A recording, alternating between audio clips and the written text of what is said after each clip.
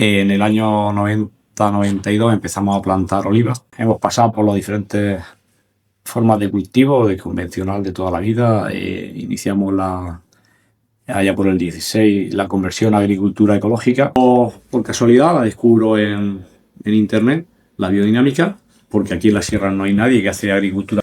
Y bueno, pues inicié la formación, la acabé durante un año y lo puse en práctica, y eso es el resurgir del suelo. O sea, cualquier ser vivo estamos compuestos en un porcentaje muy alto de microbiología. La vida está en el suelo. Tú tienes que tener unos niveles de materia orgánica que va subiendo con este tipo de cultivo del suelo. Vas incrementando la microbiología y con esto consigues que las plantas vivan sin enfermedades, o sea, conseguir el equilibrio de la tierra. Uno es el preparado, el 500, que es el que se hace con cuerno de vaca, que haya en otoño se lleva de estiércol fresco de vaca. Se rellenan los cuernos, se entierran y están ahí 6 meses. Entonces ahí se genera una transformación de este compuesto con una carga microbiológica y energética. Este compuesto se extrae, se conserva en unas condiciones especiales para que no pierda esas características, y entonces eso se dinamiza, ponerlo en un recipiente y agitarlo, generando un vórtice, o sea, un embudo, como un cono, en la agitación, a derecha e izquierda, durante un minuto a un sentido, durante un minuto a otro sentido. Con esto conseguimos que el agua se impregne, se transforme y forme parte de esa materia que estamos dinamizando. Luego está el preparado 501, el preparado de sílice, que consiste en cuarzo cristalino, se convierte en una harina. Con agua de lluvia se hace como una papilla, se mete dentro del cuerno, y este es el preparado del calor de la luz. Se guarda, se pone en el cuerno y se entierra en la tierra durante el periodo de calor. En la finca en toda la finca hay cuarzo, hay canto rodado, siempre encuentras. Nosotros lo que hacemos es que los traemos aquí en España hay algunas vetas de cuarzo lechoso y se utilizan. Lo ideal es utilizar cuarzo cristalino. Entonces tengo un amigo que es tallador y está en Madrid y nos da restos de cuando él elabora obras de cuarzo cristalino. Lo enterramos en el suelo en el periodo de verano, en el periodo de calor. Se entierra en primavera y se saca en otoño. Y esa sustancia que tenemos ahí dentro la sacamos, la guardamos en un tarro de cristal al sol, y bueno, la aplicación es la misma. Se dinamiza durante 1 hora, generando vórtices a derecha e izquierda, que lo que hace es que hace a la planta sensitiva hacia la luz y hacia el calor. Lo que utilizamos para vivificar el suelo, aparte del preparado 500, utilizamos el compost. Consiste en todos los restos que podemos conseguir de la finca, junto con estiércol. En mi caso, yo tengo solamente 4 animales, no me aporta cantidad suficiente, así que compro de una granja de cultivo ecológico, de alimentación ecológica. Traigo estiércol, lo composto durante 1 año, y a este compost se le pone una serie de preparados biodinámicos que se utilizan para darle ese equilibrio al compost. 6 preparados que se obtienen con una parte animal, una parte vegetal, un proceso de elaboración durante 1 año, y utilizamos plantas medicinales como la valeriana, la milenrama, la manzanilla, corteza de roble, el diente de león y la ortiga. La ortiga es el preparado fundamental. Principal, ¿no? Sí, yo de hecho tengo aquí en la finca, tengo aquí en la puerta, en la calle, tengo una zona de cultivo de ortiga dioica que se da por aquí, por la zona. Yo me he traído esquejes de plantas de donde se da por aquí por la sierra y lo cultivo aquí. Y yo con esto hago un purín y luego hago un preparado también. El purín de ortiga tiene dos momentos de aplicación. Uno, 24 horas, a poner las ortigas con agua, y a las 24 horas esa agua la pulveriza y hace de repelente. Y el segundo es el equilibrador, el que hace de nutriente para la planta. Que aporta nitrógeno, ¿no? Bueno, entre otras cosas. Aporta una cantidad de información, de minerales, la planta. La ortiga es el preparado de ortiga, el alimento el más completo que existe en cuanto a, de hecho, tiene una serie de minerales y le aporta. Entonces se hace una fermentación aeróbica e inyecto aire. Entonces estoy agitando y inyectando oxígeno para que se produzca una fermentación aeróbica. Si lo haces sin aire, es muy desagradable en olor. O sea, tú haces un suelo que está estéril, una cromatografía, y haces un suelo fértil, haces una cromatografía y la información que te da es brutal. O sea, tú ahí puedes medir la vida, la energía, lo que hay en el suelo. Puedes tener cuando las conferencias las da para fincas. Quien le pide son la élite de Alemania de grandes fincas, porque los campos estaban perdiendo esa capacidad de producción y ya habían iniciado el proceso de utilizar químicos en los suelos. Entonces se dan cuenta de que no tenían suficiente vitalidad, suficiente nivel de producción, y entonces les pide qué hacer, y entonces él les explica este método de agricultura natural, o sea, lo que se ha hecho en el transcurso de los años, desde los 10-12 mil años que llevamos haciendo agricultura.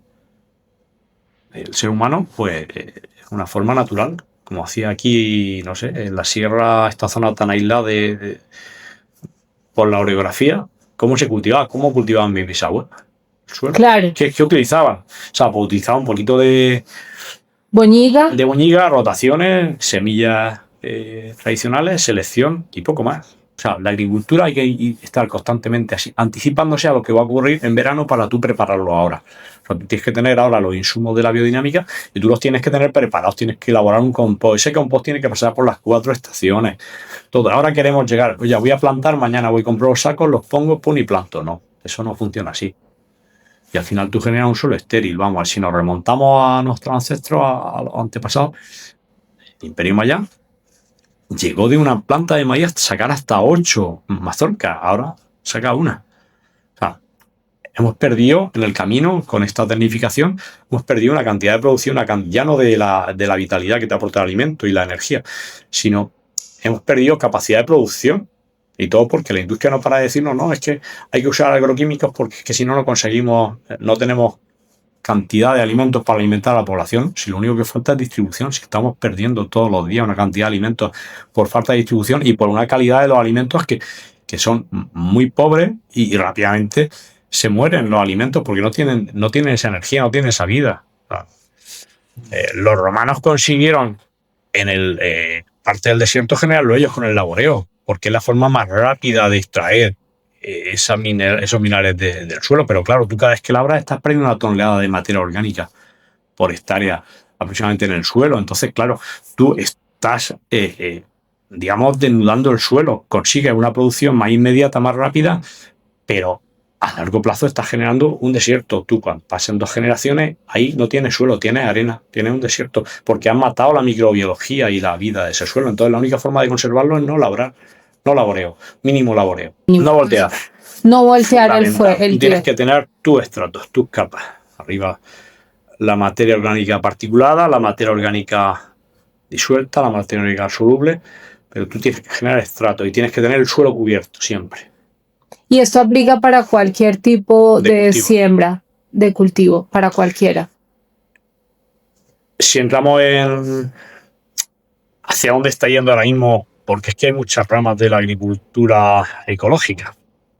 Estamos los biodinámicos, estamos los ecológicos convencionales certificados, están la agricultura regenerativa, que ahora todo ruido está haciendo, tan de moda está, o tan, no sé, han venido, como parece ser que han descubierto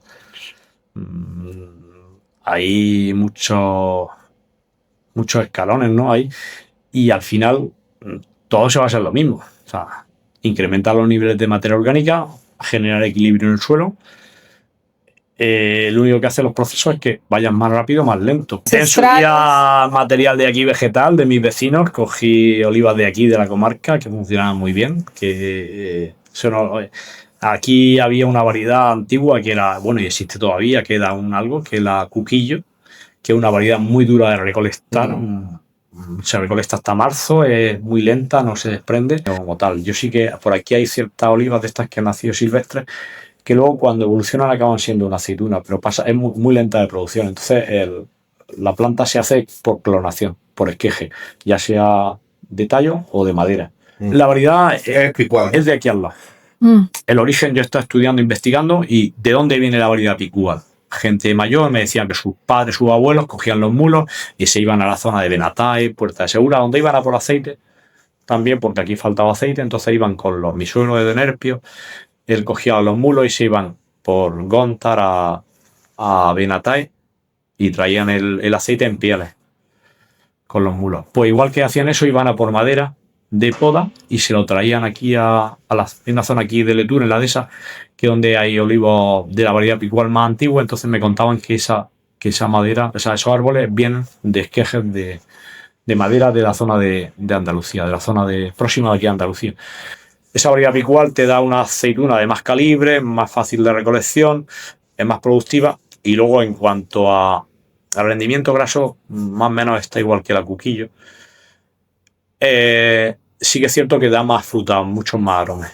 La variedad picual da unos aromas muy, muy interesantes. En cosecha temprana, yo tenía problemas de verticillium, de enfermedades de estas de raíz que te matan los olivos, te los enferman, y desde que estoy aplicando la agricultura biodinámica se ha solucionado en un 90 y mucho %. Apenas, y antes era muy, muy reiterativo, todos los años aparecían los bloqueos estos de los vasos que te producen los hongos, y eso se me ha equilibrado. Ya prácticamente no tengo. El cultivo del olivo es, digamos, todos los años mantienes unos ciclos que va repitiendo. O sea, una vez acaba la recolección, inicia la poda. Es fundamental hacerla en luna menguante. En la planta la savia la mueve, ayuda a ese movimiento la radiación de la luna. Entonces, si tú podas en menguante, consigues que la savia esté abajo. Entonces, los cortes cuando haces la poda, la planta no sufre.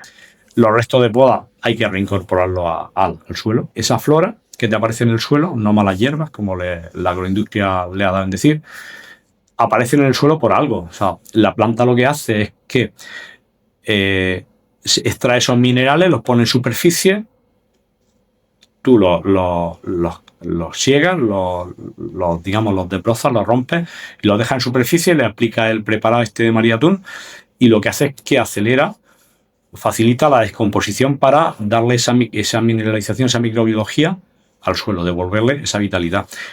Y a la vez le protege, le hace la capa de cubierta para que el sol no deshidrate, no mate la microbiología del suelo. En primavera se le aplica cuando inicia el preparado 500, aunque también es un preparado otoño que se aplica en otoño cuando se dan las condiciones de humedad. Después de la floración le pone el preparado 501, el de sílice, al árbol. Fundamental, el cultivo del olivo tiene 2 momentos en los que hay que regar, sí o sí, pues necesita unas condiciones de humedad favorables para que se dé la fructificación. En el momento de la floración es importante que la planta esté nutrida, y luego en la fase de lipogénesis, cuando se forma el aceite en la drupa, en lo que es la aceituna, que es final del verano. El cultivo necesita que le quite la poda en verde, los tallos estos que aparecen en la base del árbol y en donde ha hecho cortes, para ir guiando, para ir renovando. Ya te vas al otoño y bueno, ahí llega el momento más importante, la recolección. Nosotros la recolección la hacemos de forma mecánica con un vibrador de troncos, con un recolector. Esto conseguimos que la aceituna no entre en contacto con el suelo, no se contamine, no se mezcle con tierra, se va en las mejores condiciones. Y nada, ahí todos los días se lleva a la almazara. La aceituna no se puede, en el día tiene que quedarse hecha aceite, no puede atrojar, porque en el momento que arranca la aceituna le rompe el pedúnculo, se empieza a fermentar, empieza el proceso no de putrefacción, sino de descomposición para volverla al suelo. Sí. ¿Y tú la llevas a la almazara de Alcaraz? Sí. Nosotros no tenemos almazara, solamente tenemos el proceso de envasado. Nosotros la llevamos todos los días. Lo que se recolecta en el día se lleva a la almazara y en ese día se queda extraído el aceite, todos los días. Luego ellos allí nos lo filtran, y una vez filtrado nos lo traemos aquí a nuestra bodega donde estamos ahora mismo, y aquí ya pues sobre pedido se conserva en depósito de acero inoxidable con gas inerte para que no haya oxidación del aceite, y sobre pedido pues se va envasando.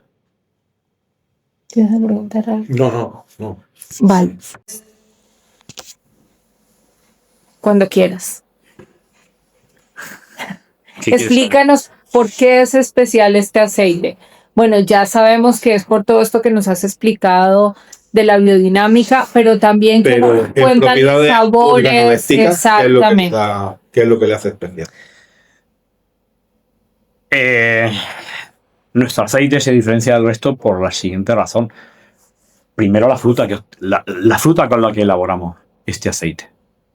La fruta, si no tiene aromas, no tienes polifenoles, va a sacar un aceite corriente, un aceite. Es fundamental para obtener frutado la recolección.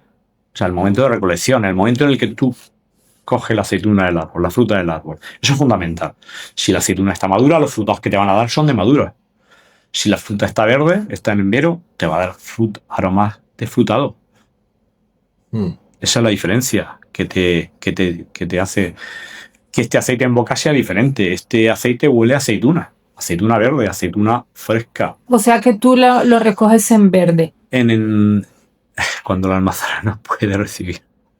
No tengo almazara. Si tuviera una almazara pequeñita, lo que sale aquí sería completamente diferente, porque la molturación se hace con o sea, donde se obtiene la calidad de la fruta, lo que esa aceituna trae es en el molino.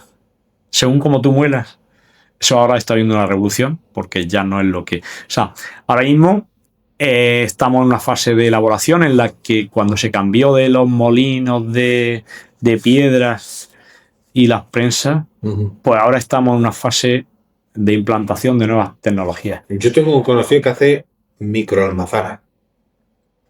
No son microalmazaras, pueden ser almazaras con unos volúmenes enormes de molturación o unos volúmenes. Antes se cogía y se pasaba por un molino, bueno, todo el proceso de limpieza, que puede ser más agresivo o menos, y el molino. Vale, pues el molino era una cosa como hacer harina. Entonces genera unas emulsiones porque los aceites tempranos llevan más agua, la fruta, o no, pero en la forma de romper la aceituna, tú luego eso tienes que revertirlo en la batidora. Para revertirlo, esa casi mayonesa que ha hecho, si ha ido mayonesa ya tiene un problemón, pero revertir el proceso del molino se hace en la batidora.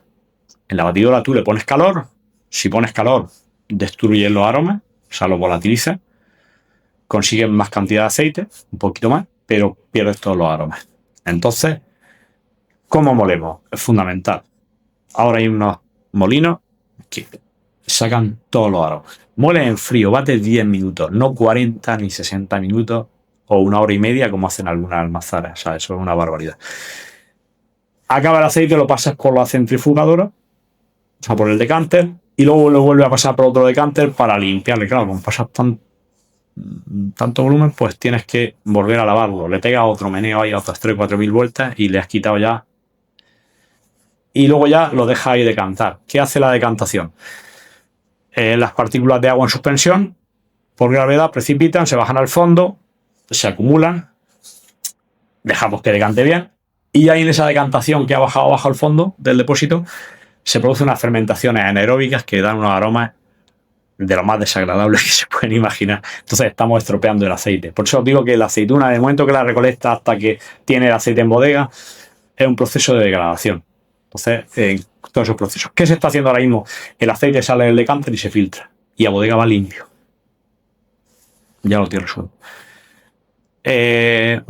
Molturación. Molino de cuchilla. Batido en ausencia de oxígeno o al vacío. 10 minutos de batido. Decanter, filtrado y a la bodega. Un elixir. ¿Qué tenemos aquí dentro? Frutado de 6,5. Un aceite de aceituna madura te va a dar un frutado de 2 como mucho. 3. Si analizamos, pues tenemos todos los niveles, todos los parámetros para que sea virgen extra a unos niveles óptimos. No hay nada de contaminantes analizados, plastificantes, talatos, residuos de hidrocarburos, 0. Que ahora el MOJ y el MOX que ahora están, ya no los esteres alquílicos que empezaron hace unos años, ahora están analizando. Contaminantes de aceite de hidrocarburos no hay, o sea, demostrado con analítica. Y lo más importante, polifenoles, aparte de los frutados, que te hace agradable en boca, unos picantes y unos amargos altos pero equilibrados. Polifenoles esta última cosecha tenemos 700 miligramos. ¿Eso qué significa? Un aceite convencional puede estar en 150, 200, 250 miligramos. ¿Y qué son los polifenoles? Los antioxidantes. O sea, cuanto menor antioxidante, mejor. No, ¿Cómo es? Al contrario. Al contrario. O sea, cuanto más antioxidante, mejor. Correcto. Y ustedes están en 750 cuando en el mercado... La nueva cosecha estamos en 700 y algo. 705, 710 creo. O sea, esto sí, esto me acabo de enterar. El aceite de oliva es un antioxidante natural entonces. Correcto. Vale. Es un conservante.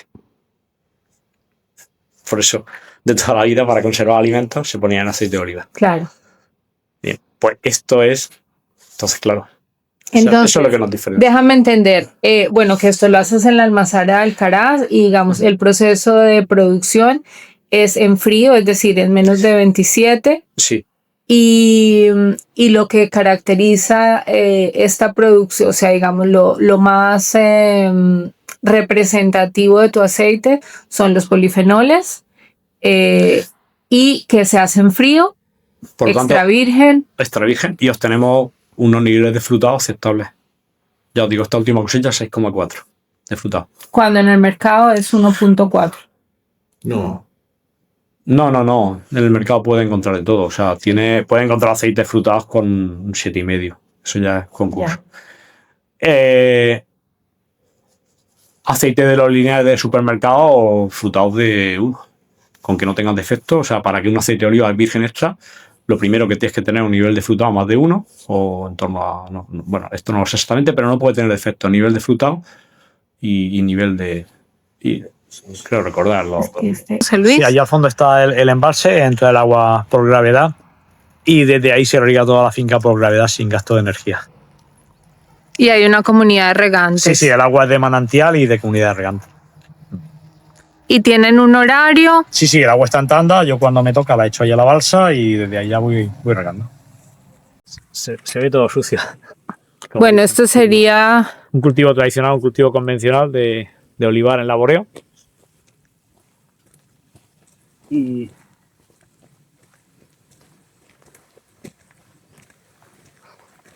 sí, que lo que diría la gente es, uy, ¿cómo lo tiene de sucio? Cultivo, según la agricultura tradicional de los agricultores, un cultivo sucio donde está todo lleno de malas hierbas. Mentira.